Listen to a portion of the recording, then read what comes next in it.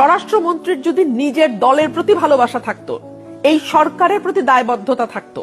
আওয়ামী লীগের প্রতি না, এই সরকারের প্রতি, তার সরকারের প্রতি দায়বদ্ধতা থাকতো, সে শক্ত হাতে এগুলো বন্ধ করত। কিন্তু সে তো জানেই না, মনে হয় সে সংবিধানের 215 অনুচ্ছেদ নিয়ে বা 126 অনুচ্ছেদ নিয়ে বা 99 নম্বর অনুচ্ছেদ, I am just saying randomly, নিয়ে যত উদ্বিগ্ন। বাংলাদেশে গত এক মাসে যে 118 জন শিশু ধর্ষিত হয়েছে, আজকে 71 বছরের একজন বৃদ্ধ, আমি আপনার শোতে বসার সময় দেখলাম, ধর্ষণের শিকার হয়েছে, তাদেরকে বিচারের আওতায় আনা এবং বিচারের আগে ক্রাইম কি করে কন্ট্রোল করা যায়, অপরাধ কি করে দমন করা যায়, prevention is always better then cure, সেই দিকে মনোযোগ দেওয়ার মতন সময়, ইচ্ছা, আগ্রহ, দায়বদ্ধতা, জবাবদিহিতা এই স্বরাষ্ট্রমন্ত্রীর নাই।